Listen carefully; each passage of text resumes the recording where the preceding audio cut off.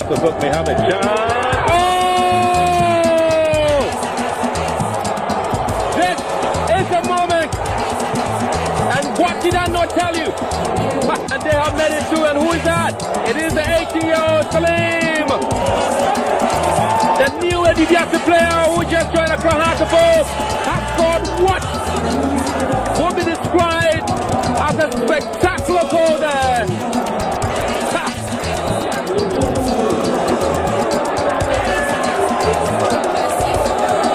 So Krahatabo managed to beat Ci Kamsar there by 2-0 and make it to the next stage of the CAF Champions League preliminaries.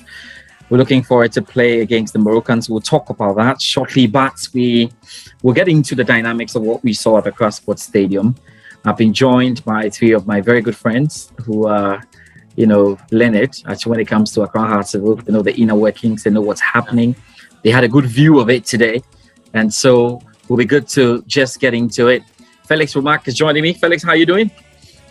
Doing great, George. Solid.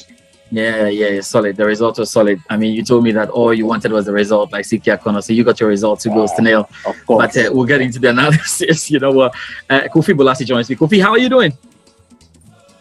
Well, I'm doing fine. Today it's been victory after victory because I watched the Hearts game together with the Chelsea game. Yes. It was fantastic. It was a good feeling. I was watching the Hearts game on my laptop and then the Chelsea game on the TV. Fantastic feeling. Fantastic. Yeah. Considering the changes both coaches had to make to turn around the games, I almost tried to put a picture of Thomas Tuchel and Samuel Boydu together and tweet something, but I was like, well, this may be just too much pressure for Samuel Boydu, so let's hold it before we chase him. But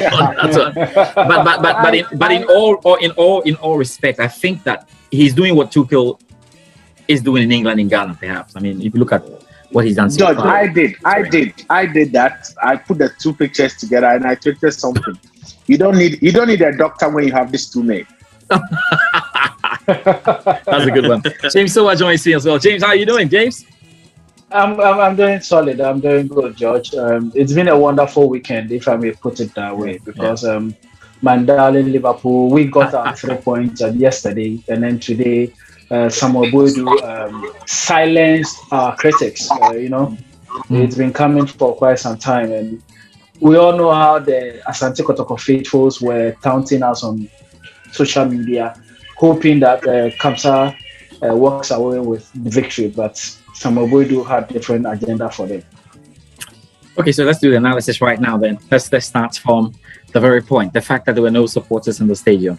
And before, when I was, reading a lot about fans staying away from the game, I had not really felt it, but coming over to the UK and watching games with fans in there, I can say they make a huge difference, big difference. I think it was going to be very difficult for Accra Hearts to, and perhaps if they had the fans in the stadium, it could have been 4-0 in the second half alone, and they perhaps could have got the lift that they needed somehow in that game, because the Ghana Premier League, James, I'm coming to you on this one. In the Ghana Premier League, we saw the kind of fantastic atmospheres that we saw. I can take one game, the Accra Great Olympics game, the first one. Olympics beat Hartlepool by 2-0, but indeed, that game didn't have the kind of pressure that it did have, like the last Manchester Derby, and we saw it virtually lift the boys up. How much do you think Samuel Boydu and his team missed the fans? Well, George, first and foremost, we all know how inexperienced this Accra folk side are when it comes to the inter-club competition that's on the big stage in Africa. I might say about 99% of the squad today were yet to taste what Africa really feels like. Neither about 90% of them have played outside the shores of Ghana. So in a crunch game like this, opener at home, one-off game, you need the fans to rally behind you. And as it's been said severally, the fans currently are the 12th man for every home team. But so we realized that in the first half, when things were tough, they had no backing from any supporter because of their inexperienced nature. And two, if I may put this way, a lot of naivety in the play in the first half. So they really missed the fans, because when you look at Accra Hearts of Oak record going into the championship, winning the title, their home games really played major parts. They win almost all their home games under Samuel Boadu, with their fans behind them, rallying behind them, supporting them, cheering them, pushing them to victory. So I might say it really, really, really worried Accra Hearts of Oak from the onset, because the news broke up, I think, about 24 hours before kickoff. So that really shook them, but they were able to come back, and then second half they dug deep and then came up with a victory. But they really missed their fans. And going into the future, I think against a tougher opposition like WAC, we'll certainly need the supporters behind us. Well, Kofi, let me come to you on this one. We'll talk about that first half in detail in the second half. But Kofi, how difficult was it? I mean, for the team to shake off the news before it? Because I thought we had a rather negative build-up. I mean, the Glasgow Waco whole thing, was one, and then the announcement, from CAF, or from the Ghana Football Association via CAF. Do you think we managed that very well? I mean, because in the supporters quarters, I could feel a bit of tension. Yes, there was just a bit of uneasiness. I don't know how much that affected the players themselves. Well, for me, when I heard the news, I was scandalized that we are not going to see the players play live at the stadium. We have to see it on TV. For me, I was really hurt, because the last time Hearts of Oak participated in this competition was way back in 2014, 2015, thereabout. So the fans were eager to see them. Coach Wedu at the pre-match presser yesterday said that he was going to miss the fans. So it's two things for me. Now, if you look at how the game panned out today, it would have appeared to me that Hearts of Oak fans would have been so tensed up. They would have piled more pressure on the players if they were at the stadium. So with the benefit of hindsight, I think, in my candid opinion, that it was good that we didn't have fans at the stadium today. Looking at the texture of the game today, looking at how nervous the players were. Maybe if the fans were there, they wouldn't have been nervous. But the players looked nervous, the coach looked nervous for about 60 to 70 minutes. So it took us a very long time to settle and play our game, get into our rhythm, the rhythm that Hearts of Oak would want to. So I'll take it as if this was the first game, or this is their first game in the CAF club competition, and therefore you can excuse the nervousness. But I am sure that if fans were at the stadium today, it would have added up to it, and perhaps we wouldn't have had the victory that we had today. So yesterday I was scandalized. Everybody was hurt. Everybody was annoyed because we didn't find any plausible reason for us not to go to the stadium. But like I said, with the benefit of hindsight, with what I saw today, fine. Yeah. I think that it was good that we were supporting from home rather than at the stadium. Right, good. Felix, the nervousness that we saw in the players, I mean, talking about how to manage the build-up to games, isn't that one, the players are beginning to realize that they're bigger than they thought they were? I mean, in terms of what they represent at the moment, because they're being talked about left, right, center, they've won the league, everything goes up. Was it because of the kind of build-up? Because yes, the Ghana FA president was here. It almost looked like a friend, jokingly told me the Black Star of Oak today. So everybody, they kind of felt the pressure, in there.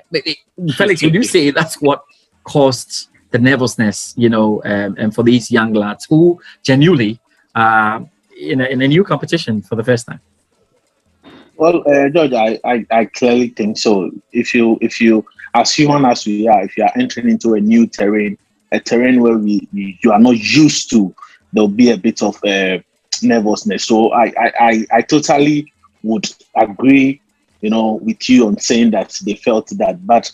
And then also, we didn't have an experienced player in the team to say, yes, I've played at this stage before. So guys, calm down. The opening minute will be a bit shaky and all that. And let me tell you, there were a lot of Black Star players who, even at a point said that their first time playing at the World Cup, they felt the nervousness. So you clearly understand, when House of Folk players showed that signs in the early minutes of the game. But I think that after the first 45 minutes, they were able to, get themselves together and say, you know what, this is the Champions League. We deserve to be here.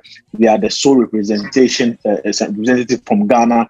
We need to make the country proud. And then that is one of the reasons why we saw an improved performance from the team. And I for once, I've always been saying to a lot of Accra Folk fans, I have limited expectation. I am not expecting this team to go to Africa and conquer Africa and all that. It was important for us to get the win in this particular game, not for any other reason, because the only reason I think was that now we have 4 matches to play in Africa. No matter the outcome of the game against WAC, should we not qualify against WAC, we will get to play in the Confederation Cup. It means that we will play one of the teams that will get into the next stage of the Confederation Cup. So we have 4 more games to play in Africa, and that is huge in terms of gaining the experience. I am very optimistic that Hearts of Oak will win the league next season and even the season before, but the season after. So I'm very, very happy that we were able to get this particular win, which means that we have 4 more games to play in Africa, and that 4 games will be a huge motivation for us. I got a bit worried in the fact that we should in case that we played Guinea in the away fixture, the players will also have a feel of how it takes to play in away matches. It will be difficult knowing that the first away game that they will play in Africa will have to be in Morocco, and that is another test of their nervousness. And I'm just hoping that they will be able to pass that particular test. Excellent. Kofi, let's start with the tactics and everything that we saw. So can we start with the lineups then? Were you surprised with anything in that lineup when he put it out? No, actually, my website, my personal website, we predicted the lineup. If you followed the friendly games from the Togolese champions to Accra Lions and then the Banana Inn, that's the second division side, yes, you realize that Boadu had formed a pattern, a rhythm with the back 4, except Radio Voka, who was having some international duties and all that. Yeah. The back 4 was assured, the goalkeeper was assured, so there were no changes there. Where people were not too sure was the DM role, where Ifutu was playing before his contractual issues. But from the friendlies, it was always Caleb, and at a point in time, you have Salim come in. So at that point, let's say the back 5 was secured. Nete has been in superb form in the friendlies that they've played and at training as well. I've seen them train a couple of times prior to this game.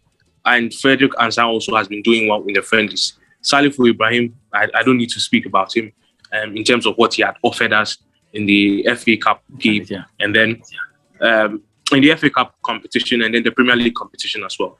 So it was really about an expected lineup if you had followed the friendly games that we had. And up front, it was Barnier and Isaac Mensah.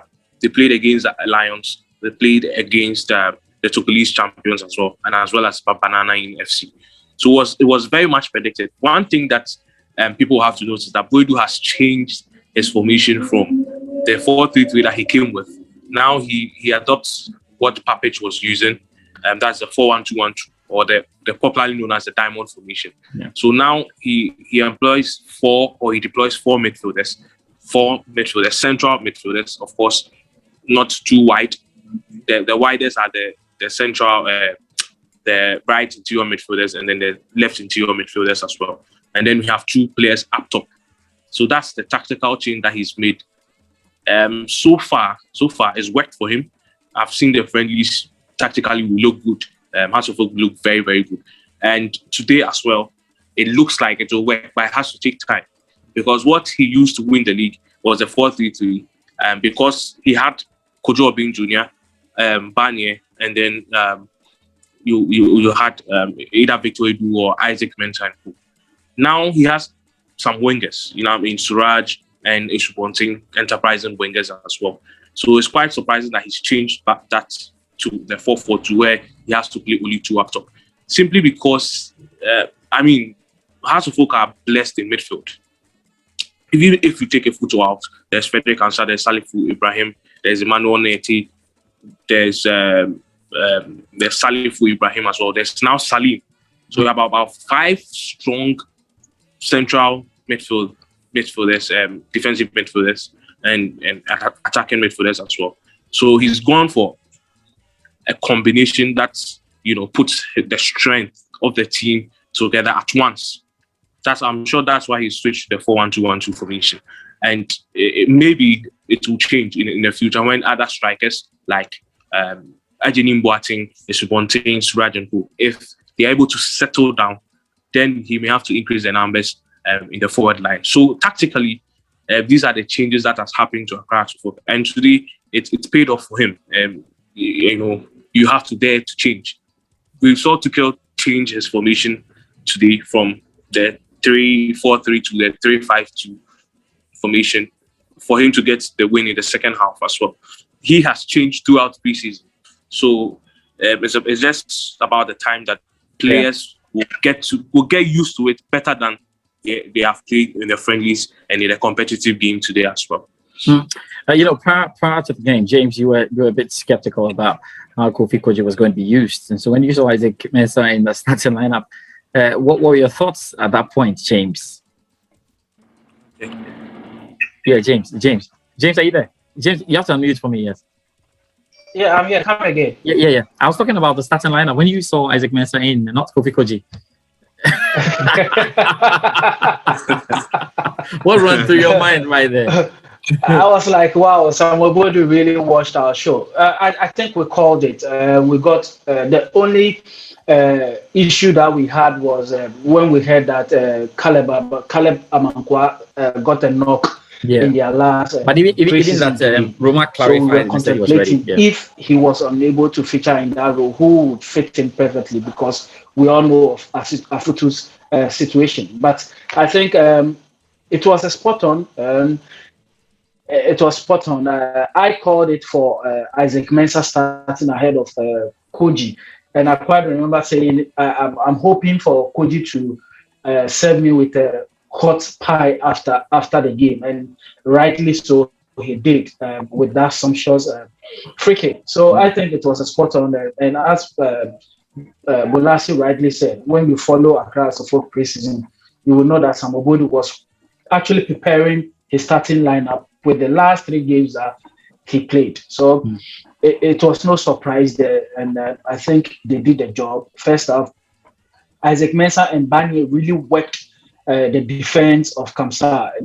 Their movement really troubled Kamsar. Just that the decision-making in the final half of the pitch was the issue. But they will learn. And I was happy to see those movements, those surging runs up and down. And then how especially Isaac Mensah, he was able to draw some of the defenders away from their comfort zone to make them work for their money. So I was okay with the starting lineup, and we needed a change in the second half when things were not going on well, and that was where Samuel Bodu's tactical brilliance really came to the fore. He, let me put it this way, he earned his money. In the last 20 minutes of the game with the right, James. We'll come to that last 20 minutes. Let me pick your that Felix Romark. Romark, what do you make of the position? I know. Yeah, we've spoken about the tactics. We've spoken about the starting lineups. We've spoken about things that worked. We'll get into the second half and the switches and all that happened. But what did you make of the position? Because there is a wing that says, "Oh, come on, yes, Kamsar." Yeah, really, Kamsar haven't done anything. But they were able to put something up there, didn't they? Of course, George. And you see, I think that I was impressed with them. If you look at the way they started the game, they came to Accra with a plan. And the plan was, this game is a one-off game. It means that if it is goalless after 90 minutes, we are going straight into penalty shootout. And it could be anybody's game, especially when you don't have supporters at the stadium. So all they came in was to defend as good as possible and then take the game into penalty shootout. I got a bit worried, not because we weren't scoring, but I think that my fear was I don't want this game to go into penalties. I didn't have a problem with them because if you look at the way they play, they didn't create a lot of threat up front. So I never had a problem that they will be able to score. But I think that they came in with the intention that we will soak these guys on pressure and then we attack them on the counter attack and then try as much as possible to make sure that the first 90 minutes, if we can't score, it should end in goalless in the goalless draw after 90 minutes. But I think that with the second half, sometimes when you use a lot of energy to defend, when it gets to the 60th, 70th minute, you lose a lot of it. And I think that Hearts of Oak took the advantage of that. And thanks also to the way Bodo set out his team in the second half, the changes that he did in the second half, it helped us to this particular win. But I must say that we should learn a lot from this particular game. There will be teams going forward, if not maybe this year in Africa, there will be teams that will come up against that will be defensive minded, especially at home. And also, we should also learn from the way Kamsar set up to defend and defended very well. We might need that when we go to Morocco. And I was a bit surprised because if you had followed Kamsar and in our last preview, we all agreed to the fact that this is a team that concedes as early as 15, 20 minutes they've conceded. But in this particular game, they were able to hold Accra for almost about 70 minutes. And that means that they have read or they have studied a lot of things that have been said about them. But I must say that we were that good in the second half and we deserve to win this game. Kofi, let's just try and simplify, that first half. What would you say were the problems for Accra Hearts of Oak? Failure to break down the opponent or failure to kind of get the passes, the failure to get the passes, through in the final third? Kofi, you have to unmute for me. Yeah. Okay, so yes. I think the problems, first of all, the players were nervous. And like I said, we may understand it, we may have to excuse it, but the stage was different from what we've seen in the FA Cup and in the Premier League. So they had to up their game in that regard. Because I'm saying that because if it's any other team, they wouldn't allow you to settle after a long period of nervousness. Maybe by the time you are settled, you'll be a go down and you have to be chasing the game.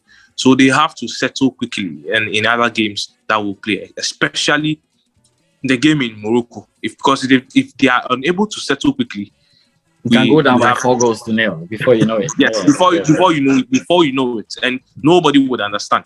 So because of the nervousness, it was a rippling effect. It's difficult to analyze them, bro. Exactly. Because of the nervousness, they were not able to apply how they play. Yeah. They were not able to apply the tactics. They were not able to apply the principles. So if, for example, if Roberto Addo passes the ball to Mohamed Al-Hassan, in a case where he has to go back to the goalkeeper for the play to start again, because of the nervousness, he hoops it up. And the two strikers up there are smallish in terms of their stature. Yeah. So those kind of early clearance or early long balls up the field, those kind of route one system wouldn't work for us. And they were doing that because they were nervous. Hearts of Oak in the Premier League under Bodo, Hearts of Oak in the FA Cup under Bodo will ensure that they probe until they find a lot of spaces. But they were rushing in whatever that they wanted to do. Sometimes the pass is not ripe, but they let it go and all that. So those culminated into the problems of the club in the first half. They were nervous. They weren't able to apply their principles. Maybe they respected Kamsar too much, because if they had played the way they played in the last 20 minutes, where they were able to string their passes together, paint them in the last 30 yards or 20 yards in their own half. But at a point in time in the first half, we weren't able to string too many passes together. And Bodo's system is about passing and creating passing lanes and creating chances with a lot of the movements that he likes to see. I barely saw Fatal Mohammed being isolated on the right-hand side, which is a constant feature in the game of Samuel Bodo, because they They overload the other side, which is Uvoka's side. They play a little bit of passes there, and then they send into Fatal, who is almost always free. I didn't see that feature in the first half, especially. Radio Uvoka himself was not able to do what he does, take on players, and sometimes create something out of nothing. Those magical movements, he wasn't able to do it. Nete looks like he wanted to do so many things. Anytime he had the ball, he was overindulging. Maybe he wanted to impress amongst the lot. Caleb Amankwa was doing it very simple, but in some cases he was rushing a lot of faulty passes as well. So generally, the play of the team was affected by how nervous they were. Okay, good.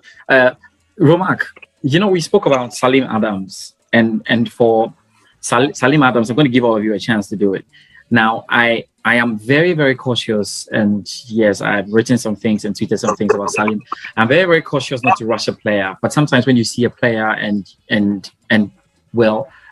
I saw him, I saw his training videos, I saw him in a friendly game, and you could see where he's coming from. But this is the question I want to ask you, Romark.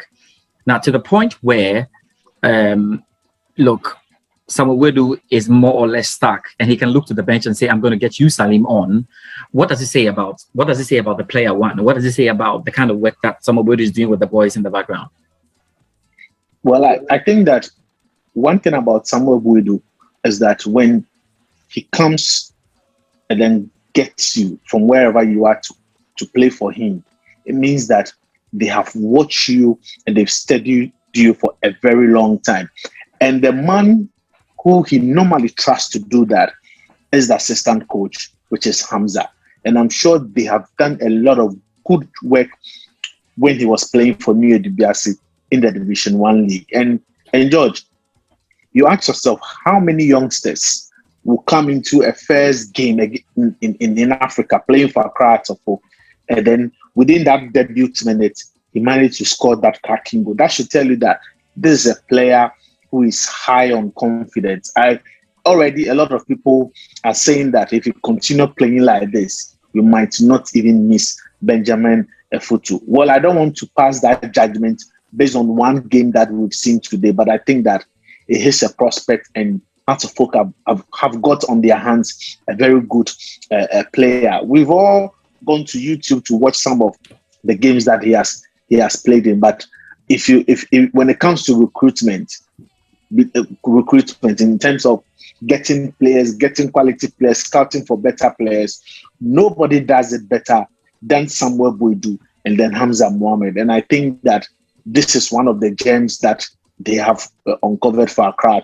And I see this boy going to the top level. If not in the Ghana Premier League, but I think that he would be good wherever he goes. And if Atofo should do well in this year's Premier League or even in Africa, a lot to be on this particular chart. That is if we don't get Afutu to renew his contract.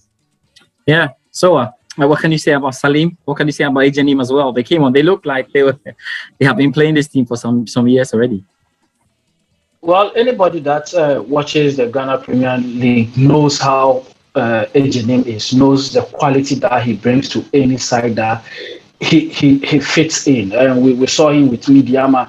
And as I indicated in our earlier submission, I said, look, the reason why he did not feature much in the just ended season was due to injuries. But we all know he's such a quality nut for that.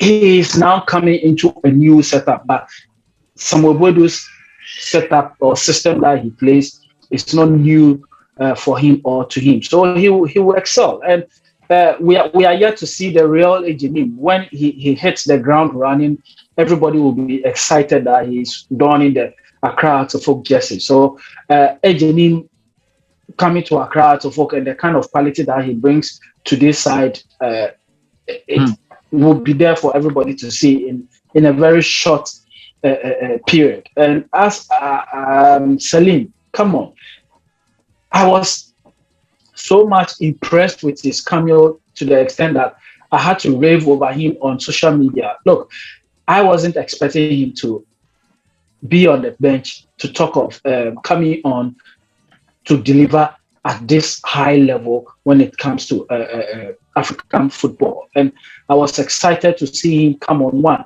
And two, the level of maturity that he showed doesn't even tell us his age, which we know that he is 20. He's just a youth, 18 years. And look at the goal that he scored. It doesn't get any better. And for a teenager or an under-20 boy to score such a quality goal in a high-tempo game and wearing Accra Hearts of Oak jersey, look, this boy is meant for greatness. All that he needs to do is to keep his head down and listen to Samuel Bodu's instructions.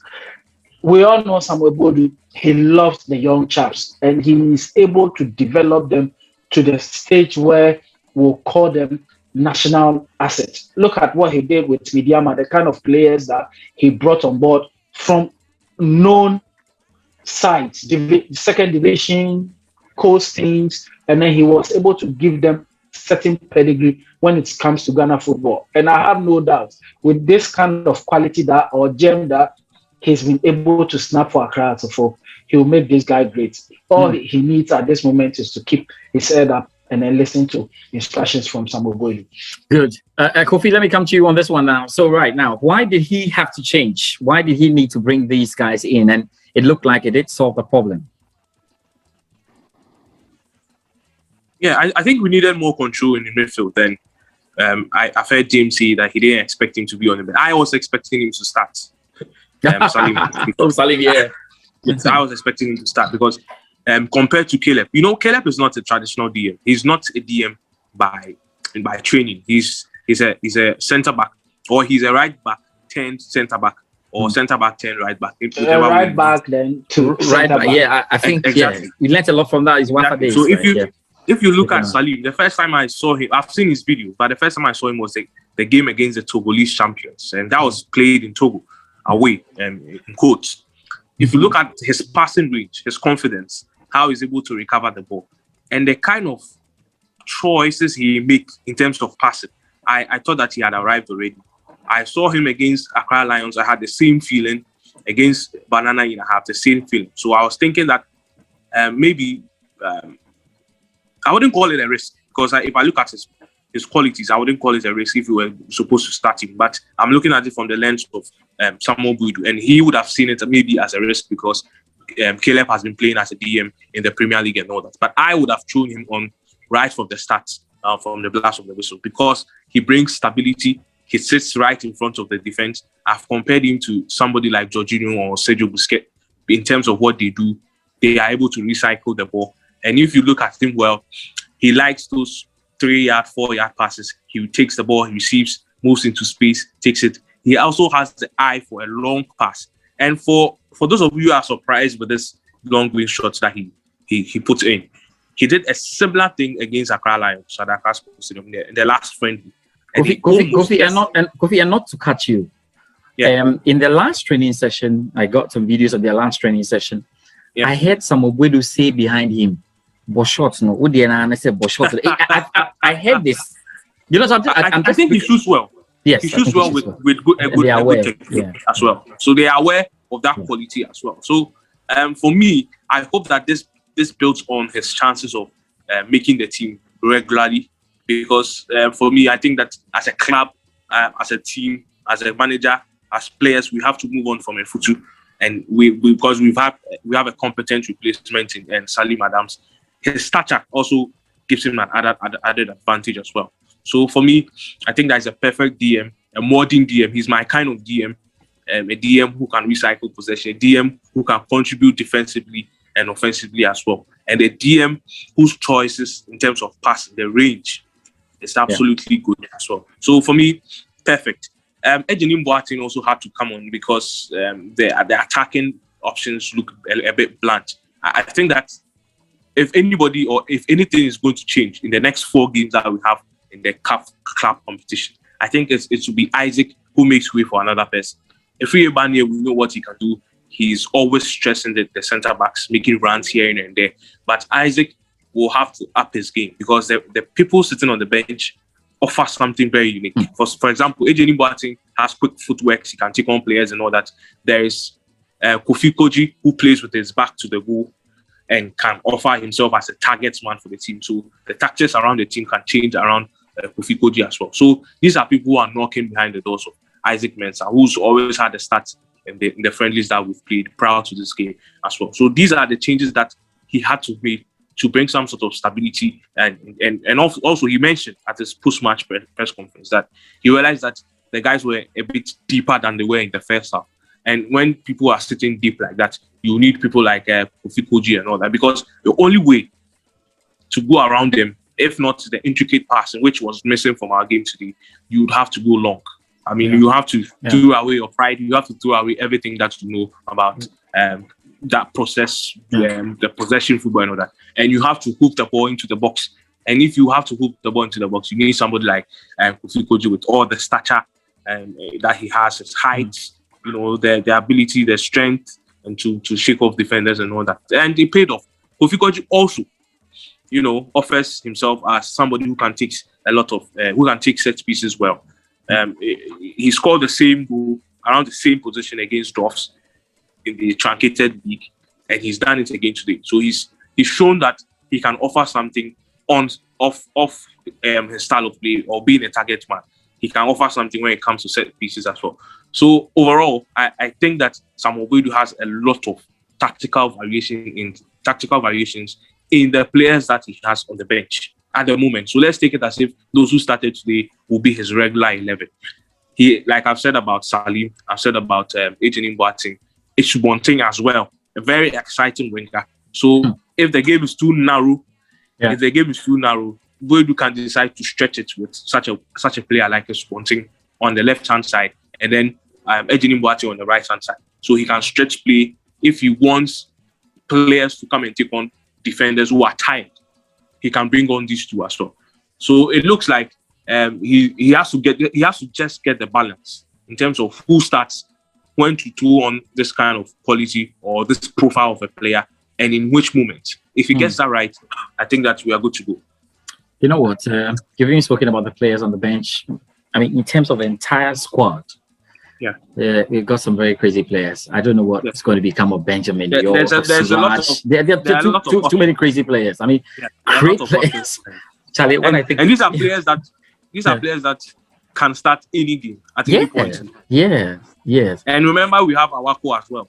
I mean, for whatever issue that he has, he may have to come back. And if he comes back, he's still another option. No, he's still a player. I mean, I don't want us to hit on this Awako hint today. I'm doing this preview. We'll get there, and we'll talk about the players there because yes, I get your point.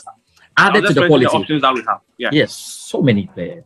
But George, if I may buttress, I may say this point briefly. I think Samuel Boadu, in all his presence, when we were on the run to winning the championship, all that he kept hammering was the fact that he doesn't build a team around a certain player. He wants the player sitting on the bench to be as equal as the one starting. He wants the player who is coming on to come and do a better job than the one he's serving. So I'm not surprised at the quality of players that currently Accra Folk have in their ranks. I'm just happy that it is happening now, that we need quality players to go into Africa to make meaningful impact, not just walk through Africa. Because as Felix said in the earlier statement submission, it feels like we'll win the season ahead and then we'll be in Africa again. So we need quality players who will be able to go for the jugular when the need arises.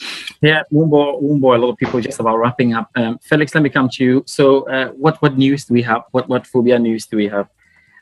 Kofi's thing is phobia news, eh? It's cool. Kofi's website is phobia news. So just run through the phobia news. Do you have any news on replica jerseys arriving, when people can go and get their jerseys? I mean, tell us about the plan for the next game. What's going to be happening? What do you have there?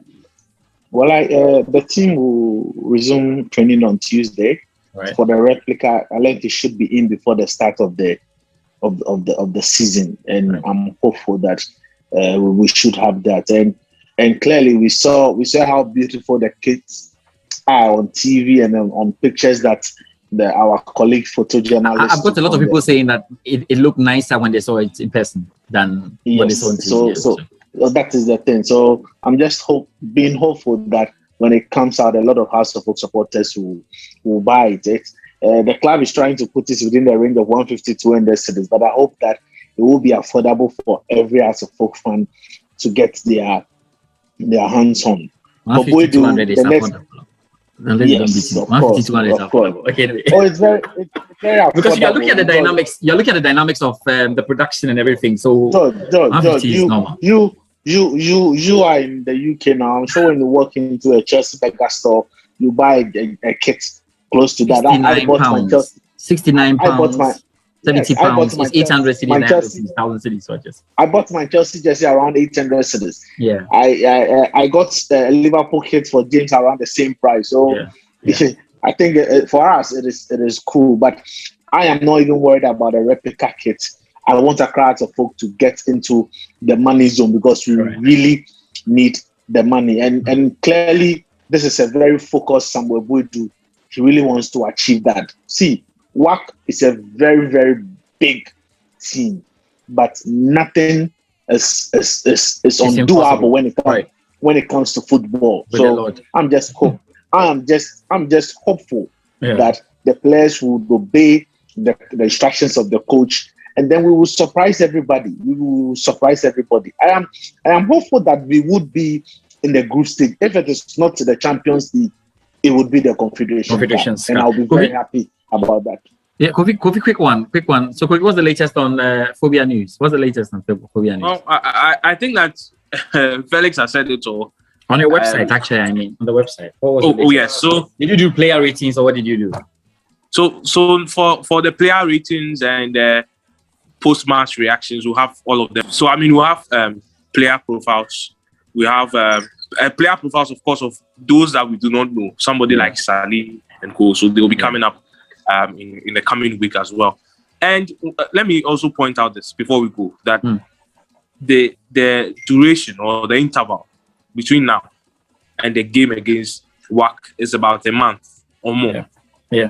I think that it doesn't make football sense to me because 1 month is too long to prepare. Keep preparing players. Yes, you can lose your momentum. Players can be blown out. Players is not a serious organization. It can be serious. Players can be over prepared. Let me use that phrase for want of a better word. They can be over prepared. And now I think that Toby has to make extra investment in terms of playing high profile friendlies. I would advise that we go away to some of these clubs. You can go to Côte d'Ivoire, go to Burkina Faso. If you're done, you can go to Mali. If you have money, you can even travel up north there to play a friendly game. The players have to feel how to play away friendly games. Because these North Africans, it's not a big deal beating them at home. It's never a big deal. It's always sure that it's never a big deal beating them at home. The big deal is going there away to protect your lead. Even if it's 3-0, they are sure that they will come back. And so for me, this 1 month thing puts a lot of burden on Toby to make extra investment to play friendly games. Otherwise, this momentum that we've had, by the time it's 1 month, we would have lost it. Some players could even get hurt and all that. So for me, it doesn't make football sense for me. But we'll have to prepare towards it. So that's about the interval. All right. Look, Kofi, let me say a big thank you for joining me on the show to have a good discussion on this one as we unpack all that has happened. Kofi is a fantastic guy. Please get and read all the stuff on Phobia News. Felix Romark and James Sowah have GhanaPremierLeagueLive.com. So have you put something on that, James? By morning, we'll have a lot of stuff on it. Good. The aftermath of today's game. Okay. And regular good evening and good night and congratulations to all members of Hearts We Trust as we go. It's all fine as we put things together. I think I like the bars. I like how it's all going. We wish the team the very best of luck, as we always say. And we're definitely back very, very soon to do some analysis based on what we see at training grounds and everywhere. Thank you guys once again, James, Felix, and Kofi for your time. All right, George. Have a nice evening. Have a nice evening.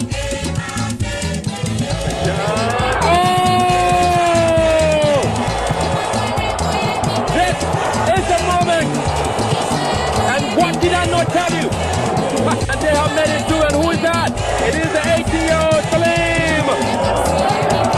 The new Eddie player who just joined the Kahata has scored what will be described as a spectacular